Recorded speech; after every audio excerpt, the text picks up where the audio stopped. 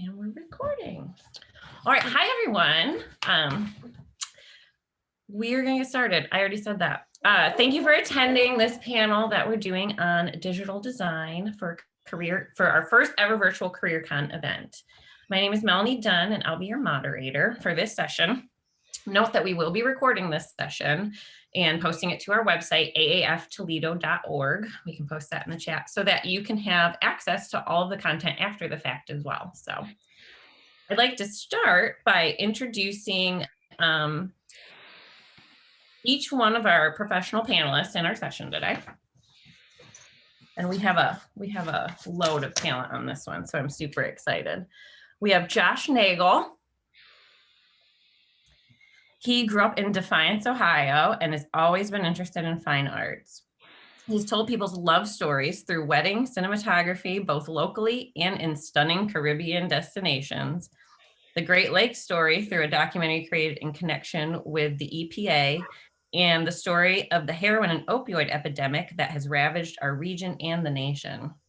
In addition to Josh Nagel Productions, he has also started another local media company, Jonah Creative. Through his team at Jonah Creative, Josh will be able to tell more stories and bring his unique vision to even more people. And we have Marcus Harrison from Buckeye. Marcus is a two-time graduate of Bowling Green State University, where he earned a bachelor's degree in telecommunications and marketing and a master's degree in technology education. Marcus previously worked 5 years as associate producer for WGTE Public Media and 9 years as producer director for WBGU TV in Bowling Green, Ohio. Through both of these jobs, Marcus was able to produce many different types of media, including documentaries, live sports broadcasts for ESPN3, as well as community and educational programming. Currently, Marcus works as the lead producer and supervisor for Buckeye Community Arts Network, affectionately known as BCAN. The purpose of BCAN is to provide programming that reflects the vibrant arts and culture in Toledo and Northwest Ohio. We have Nick Amhrein. Nick started shooting at the age of 15 years old when his friends and him wanted to film each other skateboard. Years down the road, Nick pursued his passion even further after high school and moved to California and interned at Loyalty Creative and assisted under celebrity photographer Kevin Ooh. Oh. Close enough. Yeah, it was like a 50-50 shot there. Yeah. An O and a U. Okay, honing in on his craft and shaping his style, he started his business in 2010. He today considers himself a commercial/advertising photographer and director, creating imagery for whatever your needs may be, allowing to successfully portray your brand, product, or personal message. We have Spencer. Spencer with a sweet microphone. Hello. He is a filmmaker and co-founder of Your Media People, a production company based in Perrysburg. They create short documentaries and short films for brands. These films help brands relate to their audience by telling relatable human stories that live inside us all. And last but not least, Rob Wagner. Do you want me to call you Robert on this? Robert Wagner is self-taught still photographer and video team member at Madhouse Creative. For the last 7 years, he's helped them to create videos and images for clients all over the country, including Fortune 500 companies, as well as top-tier universities. He's the team photographer for the Toledo Mudhens and Toledo Walleye, Toledo Museum of Art, and is a contributing writer for the photography website, fstoppers.com. He also runs a social media account with his wife and takes lots and lots of pictures. Seriously, he takes a lot of pictures. So thank you guys for joining us, and students, this is quite a treat. You have quite a panel here, so make sure you got your pencils ready to take notes. All right, and before we begin, we do want to thank our sponsors, and we're going to share a few words from our event sponsors, Therma-Tru Doors and Mad Ave Collective. Maybe I should share my screen first.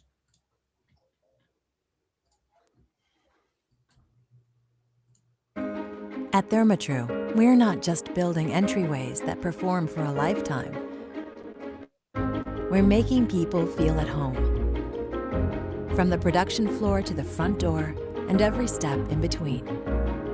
Because we're all working together to make home better through security, performance, and style. Bringing innovation to life that makes an impact beyond our walls. Meeting the needs of families and welcoming new members to ours. Standing behind every component of our complete door system, engineered to perform for a lifetime. Helping our partners build trust so they can build stronger businesses.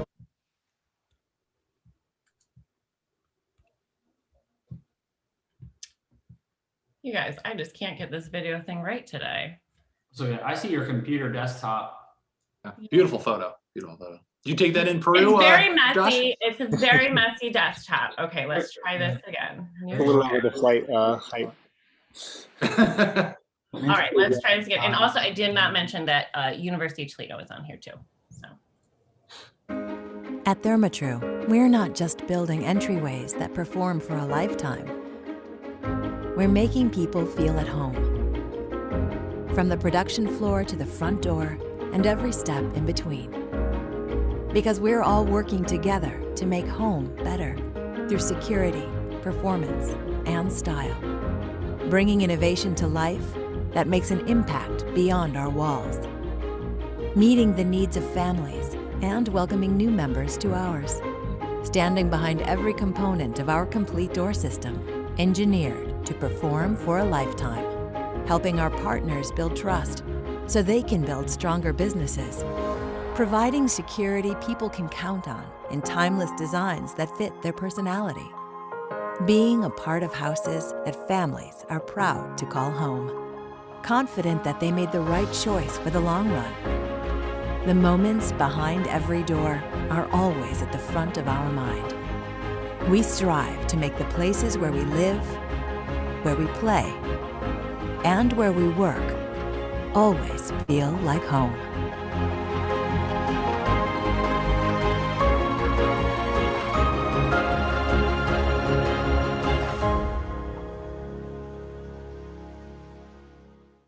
MADAP Collective provides professional branding, advertising, and design services for small nonprofit organizations. Our residency program pairs aspiring creatives with expert mentors from the MADAP Group family of agencies. Creatives get paid for their work and build a foundation for a successful career in Toledo.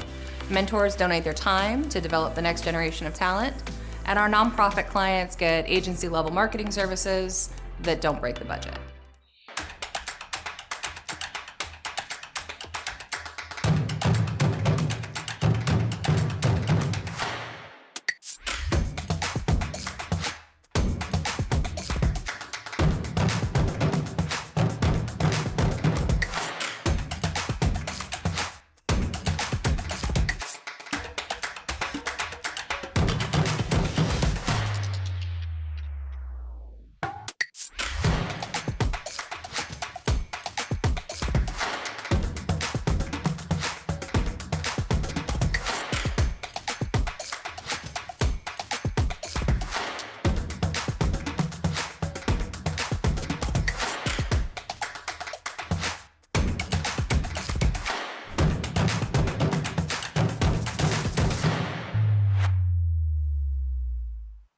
Let's say you're someone like Anthony. Smart, hardworking, up for a challenge. You check out big old anonymous state university. And you feel, well, like a number. Then you do a 180. You visit the tiny technical school in your neighborhood. But now you start thinking they may not have the majors, research, technology, and experiences that you're sort of expecting. And then you check out U Toledo. You meet a professor, and she tells you about the clinical experience you'll get right here at the University of Toledo. Let's say you're someone like Hannah, bright, resourceful, ready to go. You check out fill-in-the-blank State University, and you feel, well, a little lost. Then you reverse course. You visit that small college your uncle went to, but now you're stuck in neutral wondering if maybe they don't have the majors, internships, research, facilities, and activities that you're sort of expecting. And then you check out U Toledo. You meet an advisor, and he tells you about the experience and mentorship you'll find right here at the University of Toledo.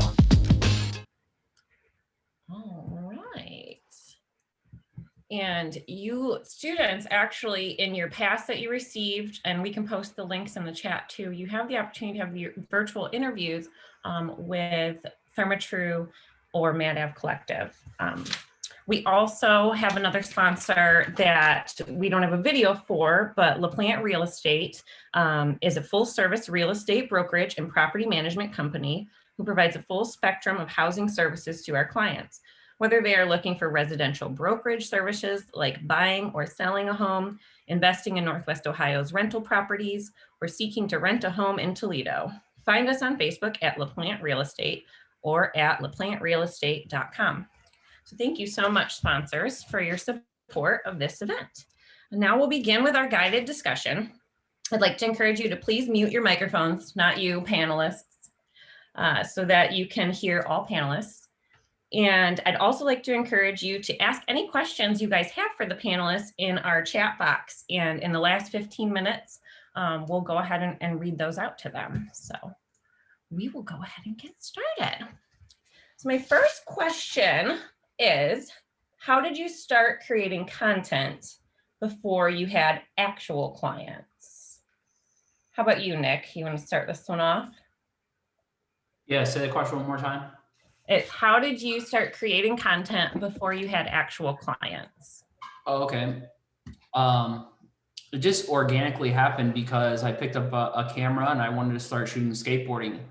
That progression turned into filming clubs and bars, and then it led to weddings and then family photos. And I guess that's what eventually just naturally turned into clients. Before, it was just shooting anything that passionately I wanted to capture.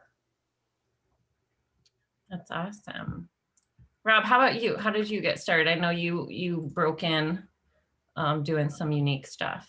Yeah, I'm probably one of the later ones to join into the thing. I didn't start like the rest of them in like high school. I didn't really even get started with photography until probably my son was born, and I decided to buy a camera because my mom was insistent that I take him to Portrait Innovations.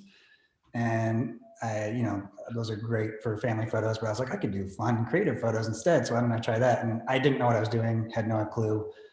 Went out and bought a camera and started taking pictures of my kids, and then my wife if I had crazy ideas. And then I started getting lighting and gear, and just started going to town and just kind of fell in love. And then as I got more and more confident, I kind of started reaching out to people for free work. Like I would just say, hey, I'll do whatever, which I think is great at first, but I don't think that that's like something you want to do forever. But for example, I know Nick and I specifically, I think some other people on here, but we do stuff for the city paper when we first started out. And it was a great outlet to get out, because when you're doing free work, it's a lot of times they give you that kind of creative freedom as well. So it's a great way to like find your style, find out who you are, what you like to do with a little bit less pressure. So that's kind of how I started, at least. And then I know specifically my very first commercial job was from Ulrich Vinciati, and he specifically told me he found me because of something I did in the city paper, and he wanted that style. So it's nice. Yeah, you don't want to do too much free work, but it is a nice trade-off when it is free, because you're like, well, here, I'm going to do whatever I want. And yeah, I did a lot, and it became a little bit overwhelming. And then I realized it's not very sustainable. So, but starting off, it's great to get that content out of there. Anybody else want to add on that? Did you have a good story about how you got started before you had paying clients? I would just say who was that? Go ahead. Well, yeah, we'll do I just started to utilize the events and things that were around me, so documenting birthdays, weddings, stuff like that. Then I kind of got off into weddings for a while. I was doing weddings, and it just started just helping a buddy out, and it was just like, oh yeah, I'll take your wedding, then I'm like, wait a minute.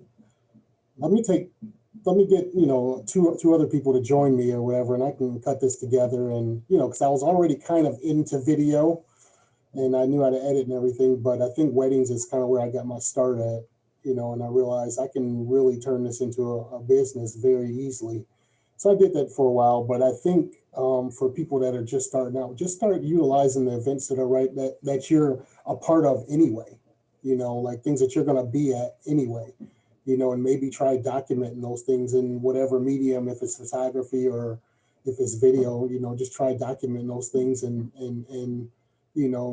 maybe gauge people's reactions, from your work. And then you should know from there, then, you can build your passion, build your confidence. And, it's kind of like a good springboard. It's a good testing ground too, for yourself to build the skills that you need, I would think. Yeah, awesome. It's funny how many of us started with weddings. Everybody. Probably. You have the friends that's like, hey, you do this, right? You can do it for my wedding. So, Josh, I know you had something you wanted to add. Weddings are what happened with me too, but I'm similar with Rob because I didn't start until I was already, through college, and I already got my feet wet. I knew I wanted to do something in the media realm. I could always like paint and draw and stuff like that, but I didn't know how to turn that into a career. So I actually got my first job from Craigslist, and I got hired at a law firm. It was a law firm, and they were looking for a graphic designer. And so I'm like, oh, cool. I took a design class. I could probably do this. And they had this like old Nikon camera there, and I'm like, oh, let's start shooting YouTube videos.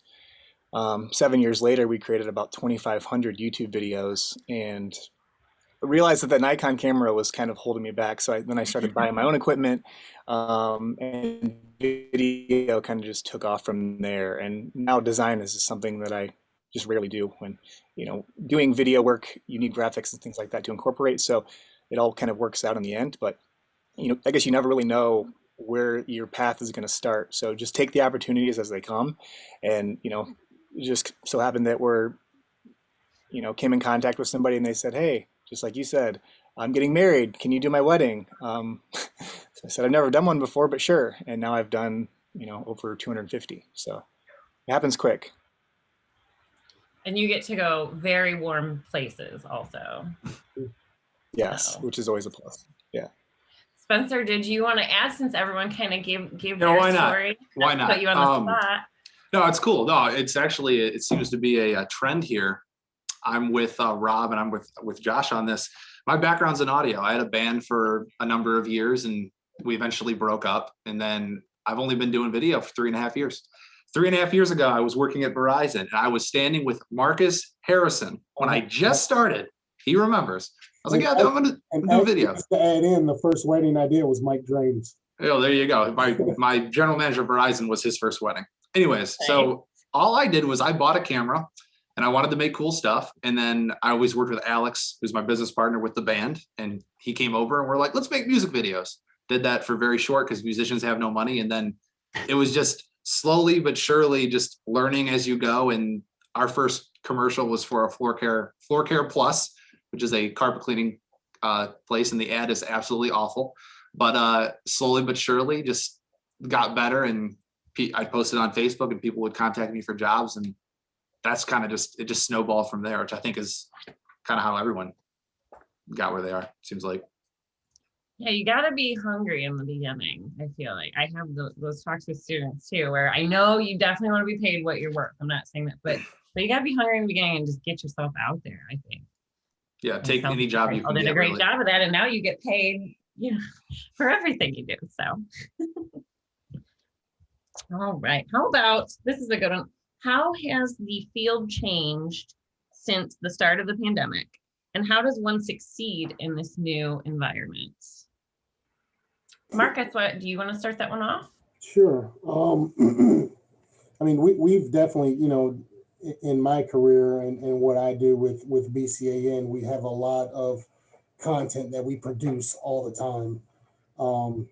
So, we definitely had to pivot and started to have to, I think the barrier with the whole pandemic is access, you having access to people, because obviously there's a pandemic. People aren't like, oh yeah, come on over to my house, bring COVID with you, So we started to do Zoom interviews, that was one of our pivots, in order to still access people.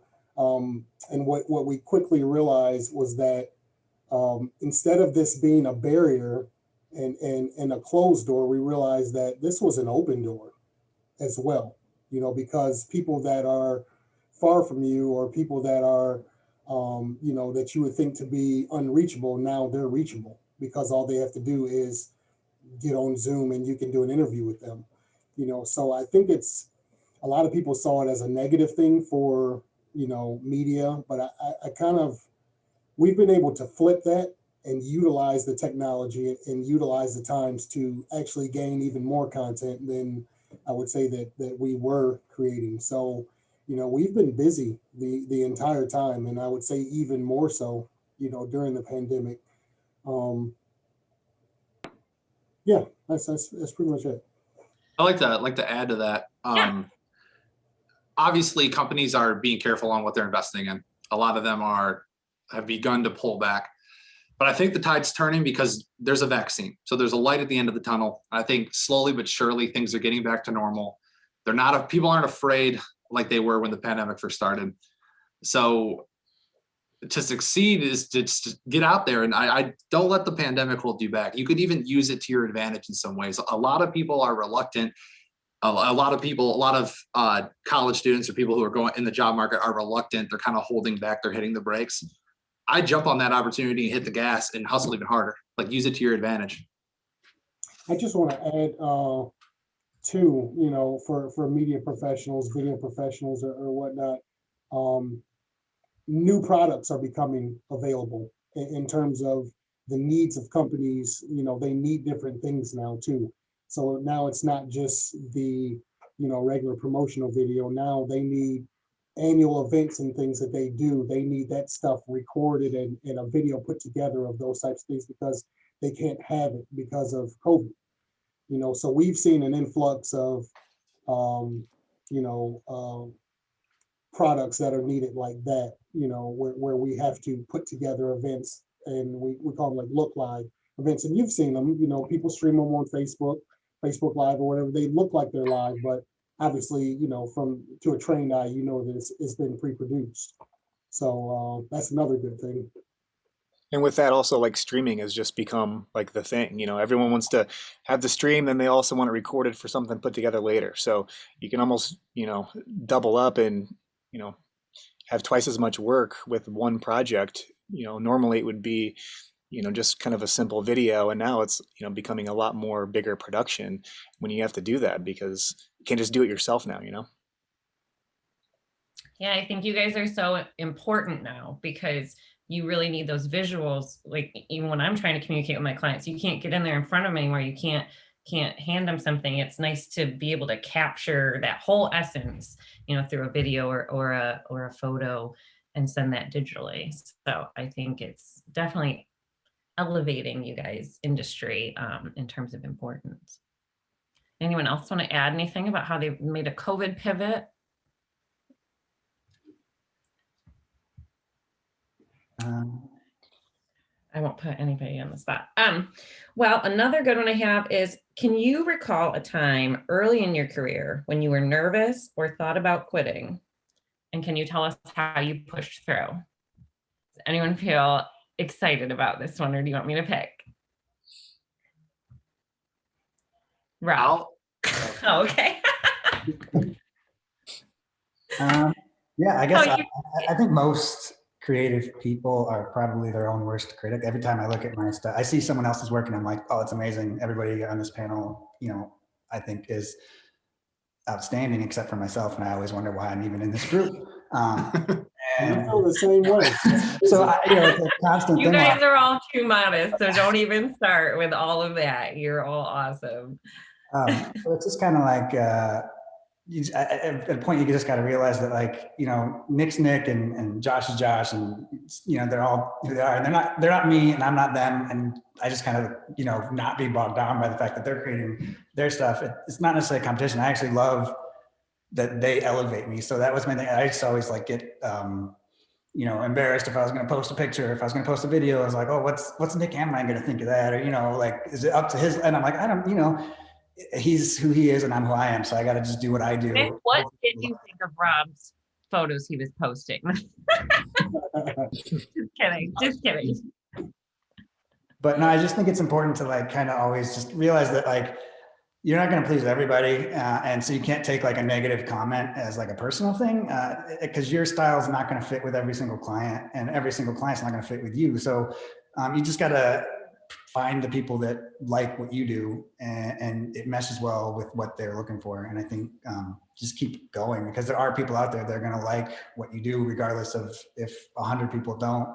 You know, you just can't take it personally because it might not be the right fit. You know, if you're a cool, like moody, edgy video guy, it might not work for some company that wants to be really bright and whatever. And you just can't be like, you can't expect them to change to you. You have to either change to them or just say it's not going to work and move on and find other people. Yeah, if you're authentic with your style, you'll find those people who authentically connect with you and like what you do. So yeah, there's definitely room for everybody in the world of content creation. Does anyone else want to add on that or piggyback on it? I went through and like kind of wrote out what my thoughts were on everything. So yeah, if it's quiet, you can always pick on me, Melanie. From a business standpoint, a career standpoint, I've never had a moment where I thought about quitting. Like when we decided to start, we're all in, we're going to make it work or we're going to die trying. And that's just how it's always been. And I think if you're going to start something, you kind of have to have that mindset of like, you're all in. It's like this, we're going to make this work hell or high water, whatever. Creatively though, there's definitely been times, as Rob was saying, where you get in the comparison trap and you look at other people's work. And in particular, I can remember there's a production company out of California who does what I do, the best I've ever seen in my entire life.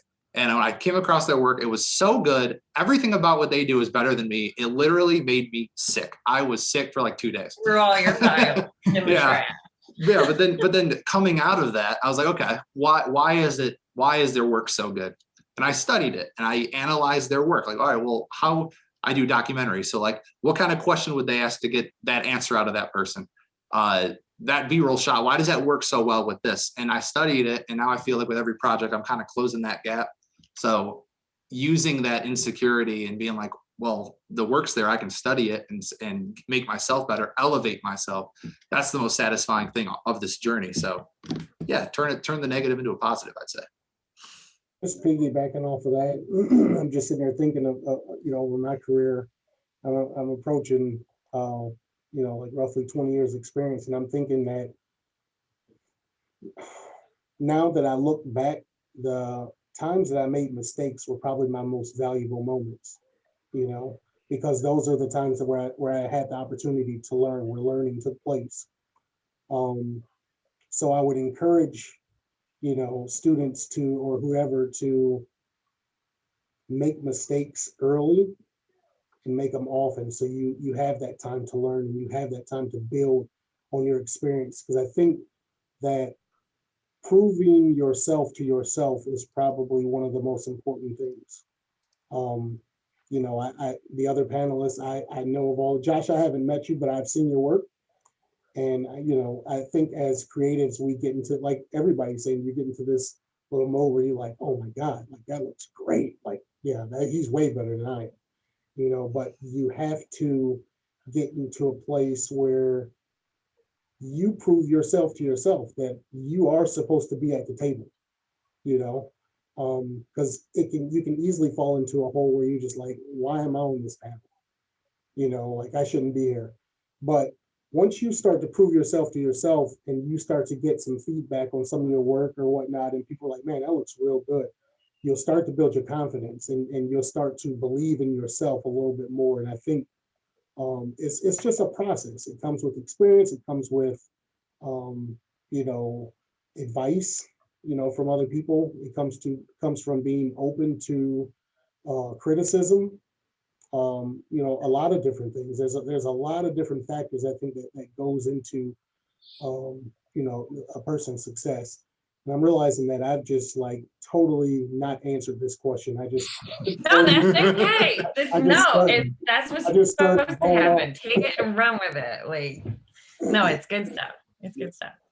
Yeah, you do. I agree. You definitely have to. I think the failures really teach you. You don't want to go through them, but it's nice when you go back to that same situation and you're like, oh, I know how to fix it. Like this has happened before and I know how to fix it. And that, yeah. Definitely. I love what Spencer said, because you always have something to learn, regardless of what this person does, whether it's photo, video, audio.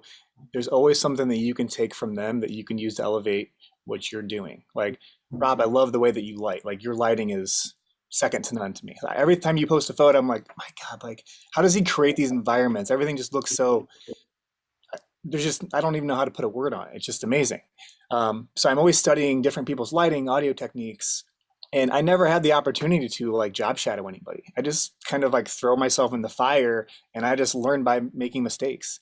And so I think that if you have an opportunity to job shadow somebody or help somebody out, or, you know, just be an assistant, being on set with somebody and seeing how they operate is, I mean, like gold. I mean, if I could go back, that's one thing that I would definitely do, is find somebody who knows what they're doing in the industry and just following them around for a day and just soaking as much knowledge in as I can, because that's what really, you know, I wish I would have had when I started. I would 100% agree with that statement. I mean, I went to college and got out and felt like I had a piece of paper, but that was about it. In hindsight, to do video, to do photography, I think it's more important to get like a business degree and then, you know, find a good photographer, find a good video company, intern, if that's what you want. That's just how I would, if I could go back in time, I would piggyback off that and say, yeah, that's what I would do too. So. Nick, how did you get your, was it an internship or? Yeah, so how I did got that come about? my college degree, I even have it on my Facebook, is the streets of LA. So I went out when I was 18 and pretty much just went on Craigslist and looked for any set or photographer or videographer that needed an assistant. And basically just being a pair of hands to set up lights, to break down. And that eventually turned into shadowing a famous photographer, where I got that real experience to be on set, to see what it is like to work with a model or someone like a celebrity, where you get 2 minutes to create an amazing portrait. And just being around that for about 3 years was my college experience. And then when I came back to Ohio, I was like confident enough to be like, okay, I can start a business. Like, I get what it takes to do this. But if like I skipped that whole part of my 3 years of being young and learning and shadowing and assisting, and just thought I could just do it and create a company and just look at myself like as a professional photographer. And 3 by 1, right? Was the first name. Yeah. But before that, like if I didn't take that time to assist and work with other photographers and see how you're supposed to interact with your clients, your models, or how to light, you got to do that young. You want to take that time so you can make sure you establish yourself and learn your own style and create your own look and create what's going to work for you as a company or a freelancer or individual. So awesome. Well, I have a good one that's helpful for the students. And if you want, one of you can jump on first, or I'll call on someone. Where is the best place to post your videos, photos, content in order to gain exposure? And I know you guys probably maybe had some different channels, but like right now for the students, where are some good places for them to post? Everywhere. Yeah. Everywhere. Just social media in general is so important. I mean, like, you know, BCAN is a broadcast network, but our audience is on social media. You know, the people don't sit around, you know, and gather around the TV like they used to. Like when I was young, we used to gather around and watch different shows. That stuff is gone. People like bite-sized information constantly, you know, not too long, you know, but people, as consumers, we love to consume. We love having our phone and being able to just look at all kinds of different stuff. So I would say any kind of social media would be the ideal place. You know, if there's a, you know, and even within social media, there's different groups and things like that. So, you know, so if you take Facebook, there's tons of Facebook groups for videographers, film producers, you know, there's so many layers to it, but just utilizing social media and becoming comfortable with social media, I think is key, you know, at this point. I think it's important to target it though, specifically too, is, you know, as far as like where you're posting on what platforms and what kind, depending on what your goal is for posting. I mean, if you're a commercial photographer, Instagram's great, but it's not necessarily how I'm getting work or whatever, you know, like there's places like Behance and, you know, even F-Stoppers. I've gotten people that have seen what I've done on there and you know, for more like commercial type work rather than like, you know, families or weddings. That's more like, you know, you can post that on Facebook because that stuff gets shared by the clients that you're using. But as far as like commercial work, I think you got to target that a little bit more. Yeah, definitely. I love the content too, where you show like the setup and the behind the scenes. Whenever I see video and photo, like the TikToks where they'll show it and then they'll show the end photo. You know, so sometimes offering some education too, maybe helps show you know what you're doing. Anyone else have some favorite places to post? I got a quick input on that. Yeah. Social media. I didn't learn it right away in my young 20s, but I would say a piece of advice is be conscious of what you're putting out because it represents you as your business, as you grow yourself. So I always say what you put out is what you will get in return. So whatever you want to photograph, whatever you want to film, and you want to be known for that, and you want to attract more of those shoots, that's what you want to put out. Don't put out like you're at the bar and you're in your 20s and you're getting wasted and then post like a professional photo shoot the next day.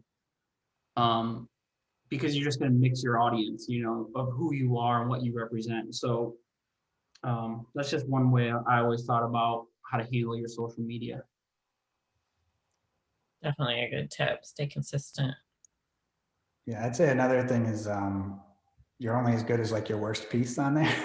So be selective when you're posting too. Nick just said, you know, be sure not just candid shots, but like I feel like there's like this constant like pressure to be posting every single day or stuff like that. And even if I'm like not 100% ready to post a photo, I feel like I need to. And you know, as a client, I'd look at somebody's website and I'm just gonna find their worst picture and be like, is that what I'm gonna get? Or am I gonna, you know, it's easy to get one good photo every so often or a good you know, but if you can do it every time, and I want to see that rather than just like, you know, I don't want to see your B game. I want to see only your top stuff. So going off of that, I had a call about a year ago with a big video producer in Chicago, and he said, and it sticks with me, he said, you can't be afraid to kill your babies. And I was like, and basically what he meant by that is like, when you have a portfolio, you want like 8 pieces. He's like, so now Alex and I like almost take pride in like taking down old work. We're like, yeah, that was really good when we did it. We were excited about it, but we're going to take it off.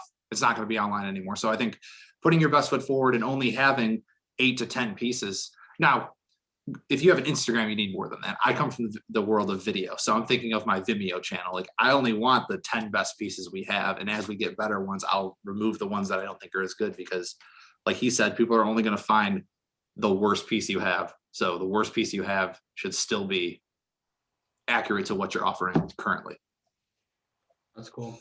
That's a better way to say it than I did. So thank you. Well, he has a nicer microphone. So Thank you. I do want to remind everyone that we are going to, and then we'll probably do like one more question and then we'll take questions from the chat box. I see we got one in there already, but go ahead and post any questions in there and we'll check in on those in just a minute. What websites or content do you guys use to continue your education and to stay up to date? Any takers? Josh? YouTube for me. That's where I learned most of my stuff starting out, like that crappy Nikon that we had. Funny story about that is you couldn't even actually change the aperture without going to photo mode, switching the aperture back to video and then start rolling. So I learned how to use my very first camera solely on YouTube. So now I'm constantly upgrading equipment and, you know, trying to learn new things. And YouTube's a great place for me because I'm a visual learner. I like to see things happening. Podcasts are great when you're in a car. So, but definitely YouTube for me. I also, there's like lots and lots of like content for tutorials and stuff. And some of them are the paid ones. Like there's the Creative Live and the RGGU and Flern and all those things. And I think there's a benefit to paying for some of those services because there's a ton of free content on, you know, YouTube and all that stuff. And I utilize all those as well. But I feel like you get more when you invest into something. You're just getting, you're more apt to actually also do the tutorials, watch them. And if you're paying for them, I feel like, at least in my end, I'll watch a YouTube video and be like, okay, that's cool. But if I'm paying for a tutorial online, I'll watch it. I'll break it down. I'll go through the steps and actually do it. So I think places like Flurn, they have free stuff, but they also have paid content for. Oh yeah, Flurn, it's PF. No, sorry, PHLEARN. So like Flurn, oh, I get it. Learn with a PH. Yeah, but there's like other. I mean, that's just one that I use a lot because specifically for photography. But I just wanted to know the spelling of that one for them. But I think, just investing in yourself, like, there's free videos out there, but if you're going to get better ones and you're going to get more guidance if you are willing to take that a little extra step. Oh, adding on to that, of course, like, yeah, YouTube is a great place, particularly for technical skills too. I remember finding out about shooting in log and it blew my mind, man. And I learned that from YouTube. Nowadays, I find a lot of value in studying other people's work. If you find work that inspires you and gets you excited, watch it and pause it and take notes on like what they're doing and why it works so well. And then, keep that in mind when you do your own work. And I think that's a really good way to sharpen your creative skills, is use other people's inspiration and study what they do. That's another good point. I follow a photographer, and he wrote a book. It's called like How to Photograph Like a Thief or something like that. But basically it's like, this is something I do a lot, is I'll take a photo that I love and I'll study it. Like he said, I'll break it down. I'll try and figure out the lighting, and I actually like totally recreate that photo. And I do it just for fun for me. But then I know when I come to a client and I can say like, I can do that for you in a different way, make it your own, make it my own.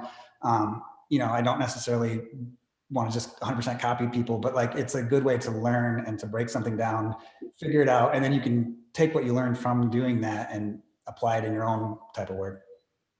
Yeah. And a lot of times when you set out to like copy someone, the final product, once it goes through the whole process, I mean, if you put them side by side, you might be able to see a resemblance, but you're not going to be like, oh, that's a straight copy, because you make it your own through the process. So, yeah.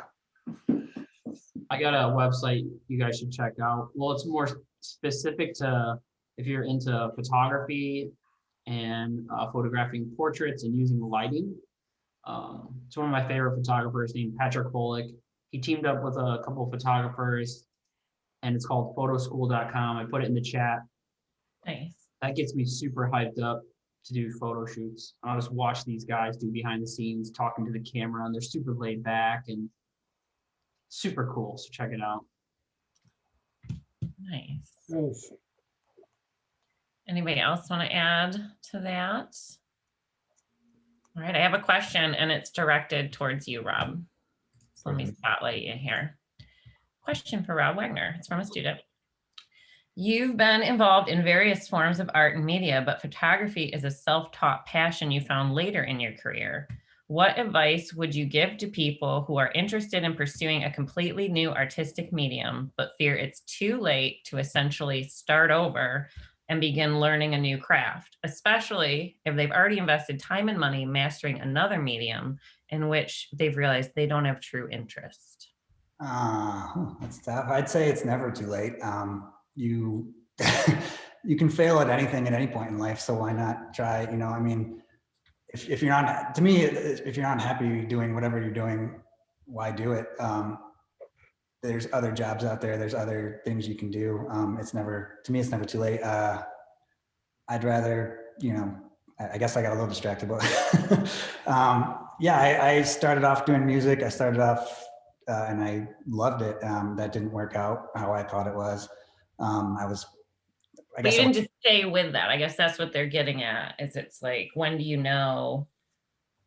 To me, it was all about what advice would you give? What got me excited in the day. Like I loved playing the drums, and I loved playing concerts and going out and, playing music. But when I realized after like several months after I quit the band and several months went by and I hadn't even touched the drum set, I wasn't sad about it. I was like, oh, it's fun while I did it. And I enjoy playing music. But it wasn't necessarily what got me up in the morning anymore. But if I go, 5 days without taking a picture, I'd start to get like twitchy, and I gotta get out there and do something. And I think that's what pushed me to keep moving forward. And I was like, and I just kind of started doing it. It wasn't a conscious career decision that I was like, I'm going to be a photographer. It started off as, I needed a creative outlet, and I started taking pictures, and then I fell in love, and I just kept going. And I was like, this is what I want. So I don't ever think it's impossible to switch a career path at any point. I just think if you're going to do it, you got to like love it, and why not like just kind of go for it. Happy, right? Yeah, I think it's probably hard if you put a lot of time and effort or something, especially if you're like, oh, I've been an accountant for 20 years, but now I want to start an agency. But if something's pulling you, it's pulling you and it'll keep pulling you. Nick, you look like you want to speak to that. No, Nick does not want to agree. I was just agreeing. Nick is just agreeing. So did anybody else want to build on that, on like changing or changing your mind and Just do it. Just go ahead and do it. I mean, you just got to take a leap. You just got to leap and you just got to do it, because otherwise it's just going to be like, oh, I should have did this. But if you never just take that leap and do it, then, like for instance, okay, I've been doing video production for, like I said, about 20 years now. I've always had this huge interest in real estate. I'm just like, you know what? Okay, I'm just gonna start doing it. Not real estate like I'm a real estate agent or anything, but real estate investing. Even outside of video production, like I think it's healthy to have other passions and things that you're interested in, but just make it a rule of thumb to navigate towards your passions. So yeah, I started to, I joined the Real Estate Investing Association in Toledo, and I got around people that are doing it. I think that's a big thing too. Whether it's video production or whether you want to do audio, whether you want to do photography. And I think some of the panelists said this earlier, get around somebody that's doing it so you know the lay of the land and you understand the process and you know how to do it. Did I know how to start real estate investing? No. But I joined the organization and here I am now. It's been like a year and a half and I own a couple properties and I'm just doing it. I'm learning as I go. I've made mistakes in that stuff too. And I'm just,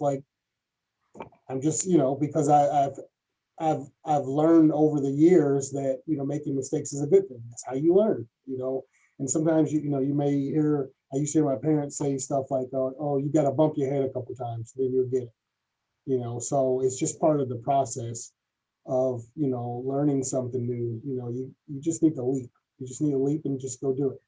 So on that too, I think it's a good point that he brought up is he's still doing his full-time job. Absolutely. He's doing that. So I don't think there's anything wrong with especially with creative outlets like art or photography or video, you can get your feet wet while doing another full-time job. And then I feel like we've kind of all spoke to that where I didn't plan on being a photographer. It wasn't like you were working, you were like a dispatcher. Yeah, we won't go there, but I just liked taking pictures and, so I started doing it and I didn't say I'm going to become, a photographer. I like taking pictures. And in fact, I'd struggled for years to even say I was a photographer. I just had a camera. And so it just became like a thing. And then eventually someone was like, hey, will you take pictures for me? Will you do this? Will you do that? Will you do that? And I just kept saying yes to everything that came along, no matter what. And I think that's important too, is just you like something, just keep doing it, just do it until you get to where you want to be. And if that takes, 6 months or if that takes 10 years, it doesn't really matter. It's your path is, again, it's different than Nick's path. It's different than Marcus's path. It's different than my path. It doesn't matter if you're, 50 and you're like, I want to start taking pictures, or if you're 19 and you want to take pictures. I think you just do it. And, you got to obviously you support yourself in your life, but so you might need to do other jobs to do that. But if that's what you love and that's what you want to do, just kind of jump in and start doing it. And if it's meant to be, it'll just kind of keep growing. Yeah. Marcus said you got to take the leap, and there may not be, the perfect time to do that. It's just realizing that there is a time to do that. For me, I actually made that leap March 1st, 2020. I decided that was the day, you know what, I have this great full-time job. I'm going to take my production company full-time. Didn't know there was a pandemic on the brink, right? And this all happened at the same time. So I left this amazing opportunity, or this job that I had full-time, was working from home. It was fantastic. And then the pandemic happened and I lost everything I had booked. All my events got postponed and it was like a really scary moment. But going back to what we talked about, how to overcome and, adapt and do those things, it was not the greatest timing on my end, but I learned so much going through it at that time because, I found myself and what I wanted to do and what I wanted to pursue. So it's just making that leap and deciding to do it is what's important. I have one last question I wanted to get to. Oh, maybe we'll try for two. As I mentioned, well, the panelists know, but everyone else who's attending, our next panel does start at 1:30. So I'll probably cut this off at least a couple minutes before. But do you guys use any project management systems to stay organized and meet your deadlines? No. No, like Trello, I do not at all. a piece of paper. I have a board that tells me that like yells at me every day. Something. I know he. At Madhouse, we use Basecamp, and then we use Molly, who's our account person. she's the one she's kind of our system that we get emails every day. That's, hey, or she'll Slack us to keep on track. So you guys just use email, basically. I think that's important to have. If I'm not good at that stuff, to be honest, I know that that's a weakness I have. So working for me, being at a place like a Madhouse that has that structure in place where they keep us on schedule. They, someone like, I don't know how Nick and Spencer and Josh do that because you guys are your own people. So I don't know. Kudos to you guys because I don't think I could do it as well. It's all right here, buddy. It's all up here in the filing cabinet. We have to use something just because we have so much content that's happening under the BCA and umbrella. So we use a program or app called Asana. Oh. Yeah. So in my particular line of work, I have 4 producers that report to me, and we have depending on time of the year, 8 to 10 locally produced shows that we're producing constantly on, seasonal schedules or whatever. So, we have to have some kind of organization to keep everything in order and, keep everybody accountable. I think it just makes things easier for us, but that's specific to my situation too, though, Yeah. I did want to read Justin's, I don't think it's necessarily a question, but I wanted to read his comment so you guys could hear it. He said, I related to a bunch of what was said. I really committed to video and photo a little over 2 years ago and took a risk and invested in a camera now. I have been working for Toledo football for the past year. I'm always following other people's work to give me inspiration and fuels me to learn and get better in content creating. The biggest thing for me is just taking a leap once I graduate in order to get a job in the future. Not really a question, but I wanted to really thank you guys for taking the time to share your knowledge. And then I have one last question. We're doing good on time. This one is specifically for Josh. You mentioned that you wished you had a mentor when you first started. Have you ever been approached by someone interested in mentoring with you? And what would your approach be to make that time useful, to make their time useful? Yeah, a few people have reached out and wanted just to come along to a shoot or help out with a wedding just to get their feet wet. And I think that's a great, like I said, just to be a part of that and see how other people operate and do that. A couple of people were a part of school programs where they had to do an internship for a week or whatever, and they came and followed me around. We did some different shooting and stuff like that. But as far as how to approach those people that you're looking to intern with, is that what the question was? It was, have you ever been approached, and what would be your approach to make their time useful? Oh, okay. Well, yeah, just like Rob said, how do you do all that stuff? There's emails coming in, this whole business side of it. I just want to be creative and do the things that I know that I'm good at doing. But running a business, there's so many other facets to it that you have to stay on top of. Client management, social media posts, all those kind of things. So you can always find something for somebody to do, whether it's curating footage and going through and doing rough cuts, doing media management, transferring cards, posting stuff on social media, behind the scenes. There's always something you can do to utilize an extra set of hands, just like Nick did when he first started. And, the people he worked with, I'm sure really appreciated having him there. And the knowledge that he gained was second to none. So definitely beneficial.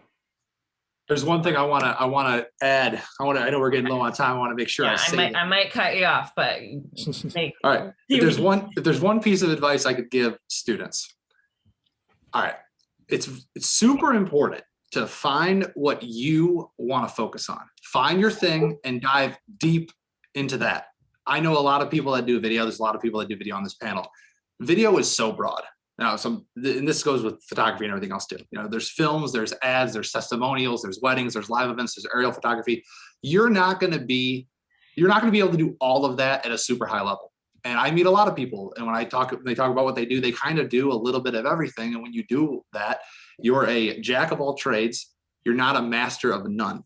So my advice would be find what you're most passionate about and work on becoming the best in the world at that. Because if you're the best in the world at something, that's where huge opportunity lies. Because most people do a little bit of everything rather than being the master of the one thing. You want to be the person that's like, they're the best wedding videographer in the world, or they're the best person at taking photos of chefs. I know a guy who only takes photos of knives, and he makes a lot of money because if you have a knife company, you're going to go with the guy who's the best at photographing knives. So whatever it is, whatever you're most passionate about, try to find that and focus heavily on it.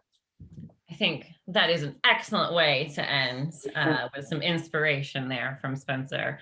Rob, Nick, Marcus, Spencer, Josh, thank you so much. Everyone, thank you for attending. We will be posting this on our website later on, so check out aaftoledo.org, and hopefully we'll see some of you in our next panel on marketing. Thanks, guys. Thank you. Everybody. Good luck.